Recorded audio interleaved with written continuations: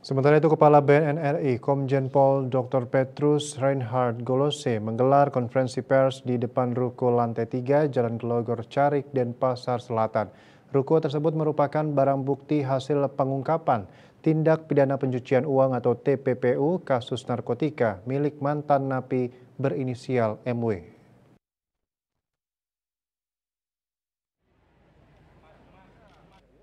TPPU kejahatan narkotika ini diduga dilakukan tersangka MW ketika masih mendekam di Lapas Kerobokan Badung sejak 2016 hingga 2022.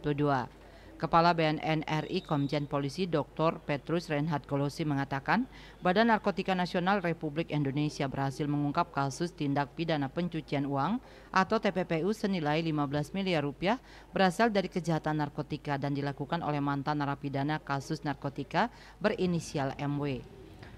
Petugas BNN RI mengamankan MW di ruko milik MW di Jalan Glogor Carik, Pemogan, Denpasar. Barang bukti berupa aset dari hasil kejahatan narkotika yang disita dari tersangka MW, yaitu sebidang tanah dan dibangun 3 ruko 3 lantai dengan luas tanah 500 meter persegi di kawasan Glogor Carik senilai 10 miliar rupiah. Selain itu disita sebidang tanah dan bangunan rumah tinggal 2 lantai dengan luas tanah 155 meter persegi di wilayah Desa Pemecutan Kaje, Kecamatan Denpasar Utara senilai 3 miliar rupiah. Mobil Honda Accord tahun 2020 warna hitam mutiara DK 108 MN senilai Rp745.500.000. Mobil Honda CR-V 15 tahun 2021 DK 105 NV senilai Rp558 juta.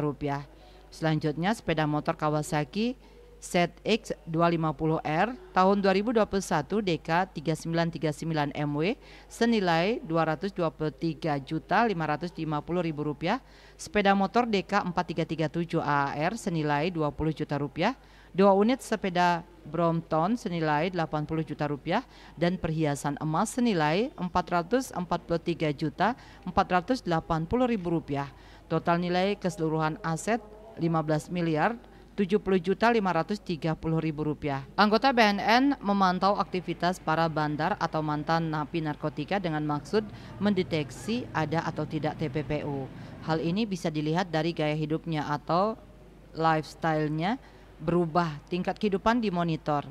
BNN 10 tahun terakhir melakukan TPPU senilai 1,3 triliun rupiah dan 2 tahun terakhir hampir 200 miliar rupiah.